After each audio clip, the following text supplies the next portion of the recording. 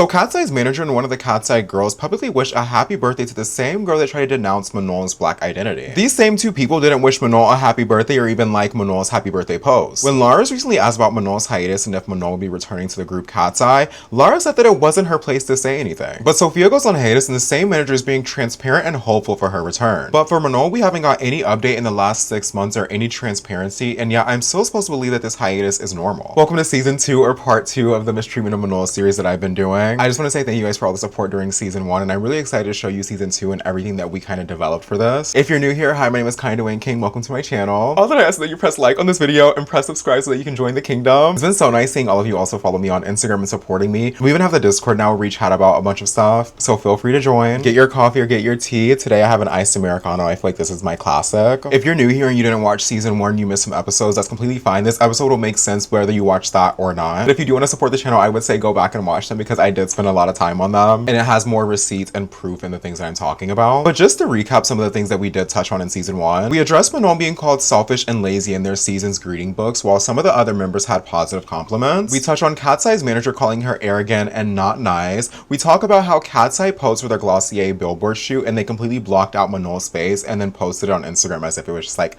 a normal day. And for the new people watching this was pre-Manon hiatus. We also touch on Hybeck's Stefan excluding her from a Monster High shoe. You may be like, how do you know that this happened? Well, the journalists came out and they said, hey, Hybeck Stefan did not send us the pictures for Manon. We got everything for all the other girls, but they did not send us anything for Manon. And so then Katseye fans started mass emailing Hybe, and then Hybe delivered their pictures to the journalists. If it wasn't for the journalists coming out and giving this information, Manon would have just taken the hit for all of this and people would have just sat around and thought that she was being lazy and didn't show up. We also touch on Manon being shown the least out of all of their social media posts. And I don't mean by just one post. I mean that sometimes during a 6-week period, there would be one Manon solo video and another member would have 8. And I just feel like for a group of 6, that's not really fair. And your counter argument to that might be, oh, maybe she doesn't want to do TikTok. Manon was scouted and found through TikTok. That girl loves TikTok. She loves making videos and content. But even if you didn't, showing your visual in Katseye one time while someone else has 8 other opportunities to be shown on the social platforms is not fair at all. At the end of the day, this is all their job, so I would hope for all of them to be shown equally, but it's the real world. I know it won't all be equal, but it shouldn't be one person shown one time and another person shown 8 times. We also touched on the same Katseye manager saying that she wouldn't put Manon inside of Katseye, and Daniela's dad speaking very, very badly on Manon. We'll touch on Daniela's dad actually a little bit later in this episode, but that was just the tip of the iceberg of everything that we discussed in season 1. I wish it could have ended there, but sadly there's just so much more to talk about as these weeks go on, so let's get into it. Recently, Sophia was put on a hiatus from Katseye due to her health. As the news came out, we slowly start to see more issues and the blatant disrespect between Manon and the other members in Katseye. Look at the statement that was released. Sophia was given a long, thoughtful statement explaining that she would be back in a certain amount of time and they would check in with her and the fans. But for Manon, we got none of that. Manon got a short statement, and then for 6 months, Hybeck Stefan has still said nothing about Manon. Hybeck Stefan has only used the Katseye girls to speak about Manon. And recently when Lara was being asked if Manon was going to return to Katseye,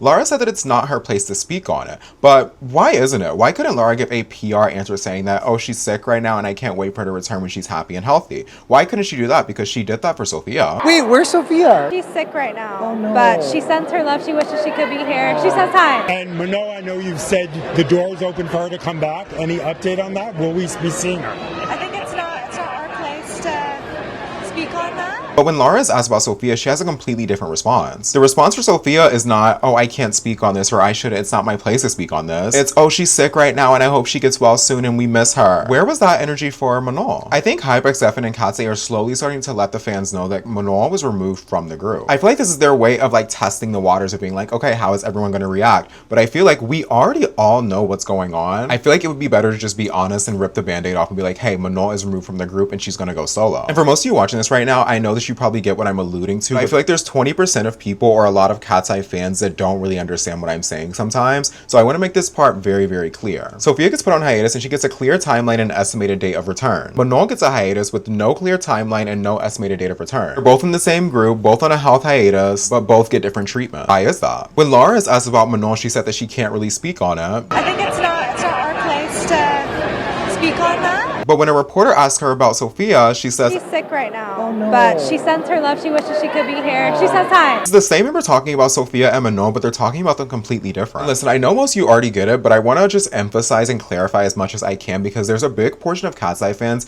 that will see all of this and be like, oh, that's not weird. That's not mistreatment. Like, it's the label doing this. But when you see this all play out, you can't just be like, this is the label. You have to recognize that Manon is being mistreated in this group. Now, come with me. Let's take a walk down memory lane. Right before Manon went on hiatus, we got the Nylon magazine interview. Actually, I think it came out while Manon was on hiatus, but the interview was taking place before she went on hiatus. And I'll link it in the sources, but going back and rereading the full interview is a little bit strange now seeing Manon being on hiatus. A lot of Katseye fans are looking at this like, were they fighting before this interview? Is there something going on that we're not knowing about? And I mean, let's read some parts of this interview. I want to start off with this Manon quote, and Manon says, there's 6 of us, so obviously not everyone's always going to be on the same page about everything, which I agree. And Sophia adds on to that and says, we've learned that if even just one person doesn't feel good about a certain thing, we need to heavily consider and communicate about it. Now I'm going to skip some lines because the interview is asking them for more examples of how they handle conflict. And Sophia goes, we're only as strong as our weakest member. We need to make sure we're all showing up for each other and all going at the same pace. We cannot leave anybody behind. And I mean, with context, these girls were talking about the disagreements that they have and the conflicts they may have and how they work through them. But why are we looking at Katseye as if you guys have the weakest member, the weakest link? Like, yes, you're only as strong as the weakest person in your group, but this statement was just shady because who is the weakest link in Katseye? Like, Sophia, who are we assuming the weakest member is? After this came out, Icon started attacking Manon because they were like, oh, you're the weakest member, she's talking about you. Especially when Manon ended up being on hiatus when this was released. Manon was getting some heat for this quote that Sophia made. But I just feel like we have to take a step back and be very real. Like, let's just be real for a second. Like, you and I, let's just be real. Yes, we love Katseye, but let's just look at them as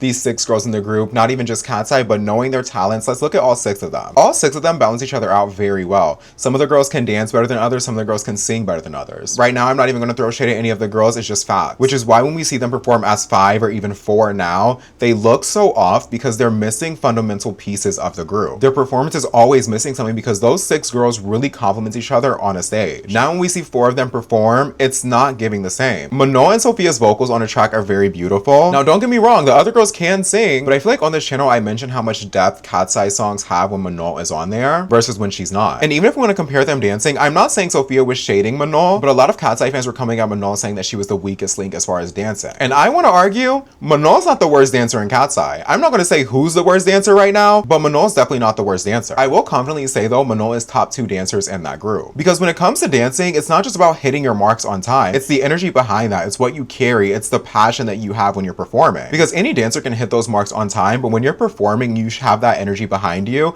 It really sells the performance so much more. And I'm going to touch more on her later in the episode, but Daniela, I love her dancing. Some people say that she's an over dancer and she's too much at times, and listen, I can see where they're coming from. But the passion that she has for dancing and performing, I really appreciate and I like. I feel like sometimes I can see that passion come through on Manon when she's performing on stage. I think when we look at Manon dancing and Katseye and all the other members dancing, we realize that she's not the weakest link here. And listen, this is no shade, but when we watch this clip and watch them dance, Manon has a certain flow to her that the other members do not have. Mine is Daniela because I think in this dance break, Daniela eats it up the best. When we look at everyone else, they're not bad, but they're just not as good as Daniela and Manon. And even if we go back to Iconic by mistake, let's look at how fluid their bodies are in moving. I think if you pay attention and look closely, you can see who is a lot stiffer than others. And when it comes to vocals, just because Manon is not a higher octave singer does not mean that she's the weakest link either vocally wise. So honestly, I'm just as confused as you are seeing all these icons attack Manon for being the weakest link in Katseye. And if you want to be real, I think we all know why they think it's Manon. They came from a TV show where Manon was called arrogant, lazy, and they made this whole show about Manon not showing up, when in reality, Manon showed up, showed out, and she made it to the group. Also, I feel like the whole showing up campaign and we all need to show up and all that,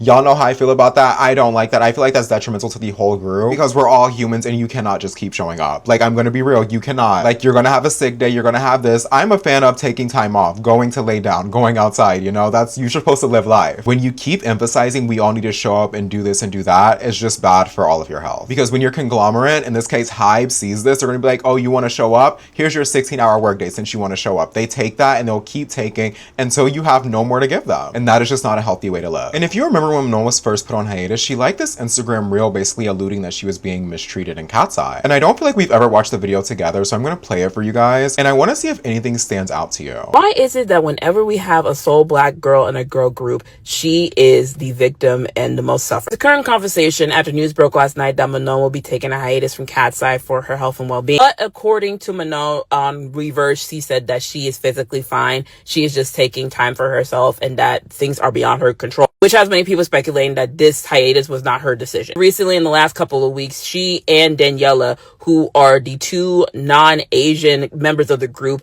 have been subjected to unspeakable racism and hate. Specifically in the case of Manon, her being biracial, she's half Swiss, half Ghanaian. Many people are trying to dictate her black identity and whether or not she is actual representation for young black girls. Imagine you are the only black girl in your group. You have half of the internet berating you, calling you lazy, calling you difficult, saying that you're not giving your equal weight to the group. And then you have the other half of the internet trying to dictate whether or not you are part of the community that you were born into. This is a recurring pattern we've seen for black girls who are the sole black girl in the group. So watching that, you want to tell me that Manon just liked that Instagram reel and she doesn't agree what was being said in that? Like, no, Manon obviously saw that and agreed with the reel, agreed with the information inside of it, and it was her way of showing us that yes, I'm being mistreated and I cannot say anything. We know how tough those contracts are. She can't just come out and say what's going on behind the scenes, so she's liking posts to show us that, hey, something's not right. I mean, even through her Weaver statement, she said that, hey, this is out of my control, I'm happy and healthy, and I feel like that was the most that she could say without legally getting in trouble. But also in this video, the creator covers how people try to invalidate Manon's blackness. And listen, I know Manon's a black woman, you know Manon's a black woman, we all know that and we recognize that,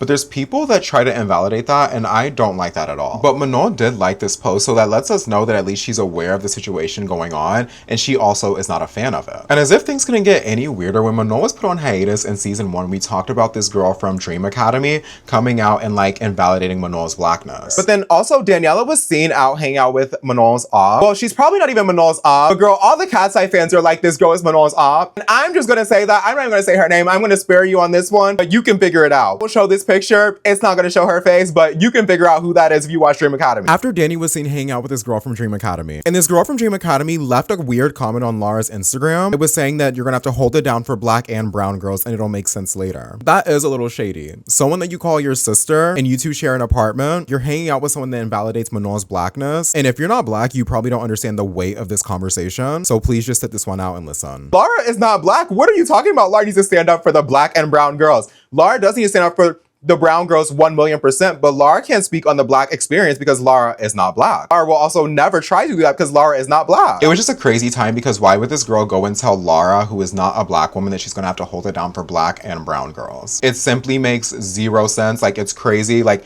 even if you don't go here, you hear that and you're like, what is happening right now? Like, why would you just say that about anyone? Like, Manon aside, if someone went to someone else and was like, you're gonna have to hold it down for black and brown girls, I'd be like, what are you talking about? Like, that's just weird. Like, that's just genuinely so weird. But do you wanna know what else is weird? Daniela and the lopsided bun manager wished this girl a happy birthday recently. And I'm not talking about, oh, this happened last year or whatever. Girl, this was the week before last. And you may just be like, oh, it's a happy birthday. And listen, it may just be a happy birthday. But if it was just a happy birthday, why couldn't the lopsided bun and Daniela give this same thing to Manon? The lopsided bun and Daniela did not like Manon's post or publicly share anything for her birthday. The other Katseye members did like Manon's birthday post, but from those two, we got nothing. Even the creative director of Katseye publicly posted Manon for her birthday on his story, and then he went to like the pictures of her birthday announcement and then commented on her personal account. And seeing him go online and do that really just validated what I thought, at least. And a lot of delusional Katseye fans online were like, they have contracts and they can't speak about Manon, they can't wish her a happy birthday, that's why they're not doing it. But that theory just simply doesn't make sense when some Katseye staff is publicly wishing her a happy birthday. Some of the Katseye girls are liking her birthday post, but then you have the lopsided bun and Daniela not doing any of that. Was the contract only for these two and then everyone else in the company can go and support Manon? Or how does that contract work? Because it just doesn't make sense. And listen, I'm sorry, but I think we have to recognize a pattern here.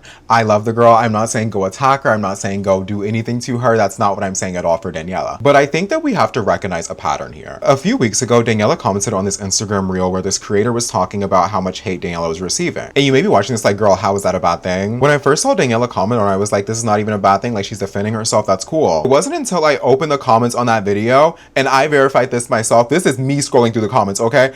I looked through there. There's all these comments. They're bashing Manon and doing all this crazy stuff. I'm like, girl, you didn't see any of these comments before you left your comment? Like, none of the staff, none of your friends, no one around you told you not to comment on this video because they are literally dragging Manon in the comments. But I let Daniela aside. I was like, she probably didn't see them. Like, it's not that big of a deal. It's just a comment at the end of the day. Like, maybe she didn't see all of that. But as I sit down to record this episode, I start to realize all of the other times that I gave her the benefit of the doubt. And I'm sorry, but I feel like too many weird things are happening at once, and I have to look at you a little bit different. I'm not saying you're a bad person. I'm not saying anything about you. I'm not saying send this girl hate. I'm just saying when I see so many things happen time after time, like, listen, she's a talented dancer. I love her part in Gabriella. I love when she dances. I think she's cool. But I'm going to list off the moments that I find weird or interesting, and I want you to tell me what you may think of them or what you see from it. Once again, I'm not saying send hate to anyone, but I do think we should be able to have a conversation about if something looks weird or not. Ella goes out and she hangs out with this girl that I mentioned earlier that denounces Manon's blackness. And I'm just going to assume at this point Manon didn't know that she was hanging out with this girl,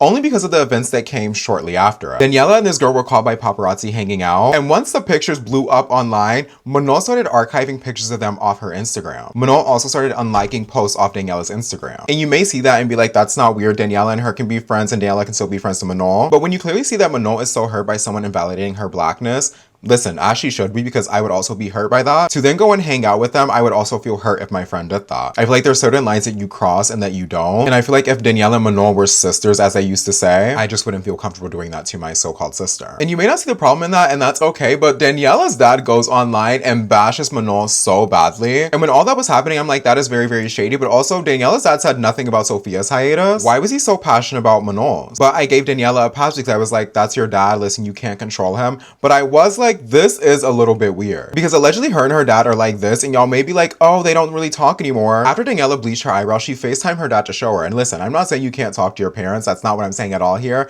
I'm just saying we're not gonna act like they didn't have a conversation about whatever Manon and Daniela had going on for him to feel that strongly. But we have no proof, it's just an assumption. So I let Daniela slide. I was just like, okay, cool, maybe it's just your dad being crazy. But then Daniela comments on an Instagram reel where everyone is bashing Manon. And I'm like, okay, let's give Daniela a pass. Maybe she just didn't see that. But then recently, the Lopsided Bun and Daniela go and wish this girl the happy birthday who invalidated Manon's blackness, but they didn't wish Manon a happy birthday or say anything to Manon or even like the post. Like Daniela literally said on that post, I love you, happy birthday. And I'm supposed to believe that that's just a small little message, but you couldn't even like the post of Manon or even tell her happy birthday. But to make this all worse, and I was tagged in this 100 times, Daniela goes and hangs out with the same girl that invalidates Manon's blackness. And I'm not saying when it happened last year and paparazzi caught it. At the time that you're watching this post was from last week, but for me, this post was literally from last night. And it just really makes me feel like, okay, I get it. You don't like Manon. You guys are not friends anymore. Like, okay, cool. Like the sisterhood is over. That's not your sister anymore. But I'm really starting to look at everything and be like, no, this actually is a little bit shady. I'm starting to believe that no, Daniela probably did see those comments bashing Manon. She could have liked Manon's birthday picture and told her happy birthday. She could also not hang out with someone that's invalidating Manon's blackness. And honestly, her dad coming out and saying all that was just the cherry on top. If her dad did not speak, honestly, all of these would be still weird enough for me to be like, okay, this is a character thing. This is not just you being in the wrong place at the wrong time. But her dad saying all of that just lets me know that like